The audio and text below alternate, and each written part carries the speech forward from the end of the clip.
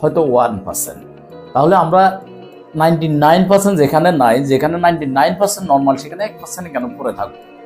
তো that means হলো যে আমরা যেখানে মেজরিটিটা বেশি অথবা আমাদের যেখানে আমাদের প্রতিবন্ধকতার হারটা কম, সেদিকে আমাদের ফোকাস করা উচিত। মানে যাদের গ্রেড 2, তাহলে তাদের ক্ষেত্রেও আমি বলবো যে এটা আসলে চিকিৎসার প্রয়োজন হয় না। তাহলে কি করতে হবে? যাদের গ্রেড 1 বা গ্রেড 2, তারা আসলে চিকিৎসা না করে কি করবেন? ঘরোয়া কিছু পদ্ধতি আমি বলে দিব, সেটা যদি আপনারা মেনটেন করতে পারেন, আপনারা ভেরিকোসিল থেকেই, অর্থাৎ ভেরিকোসিল অবস্থায়ও কিন্তু বাবা হতে পারবেন, কনসেপ্ট করতে পারবেন, অথবা আপনার সিমেন অ্যানালাইসিস রিপোর্টটা ডেভেলপ করবে বা নর্মাল ভ্যালুতে চলে আসবে। কিভাবে? যেটাকে আমরা বলি, যদি ভেরিকোসিল 1 বা 2 থাকে, আপনি দৌড়ঝাঁপ করতে পারবেন না, খুব বেশি না, সাইকেলিং করতে পারবেন না, অথবা আপনি খুব বেশি যেটা আপনার রেস করে এরকম কোনো কাজ করতে পারবেন না। যেটা আমরা যদি মনে করি, আপনি যদি অ্যাথলেটিক্স হন বা সাঁতারু হন,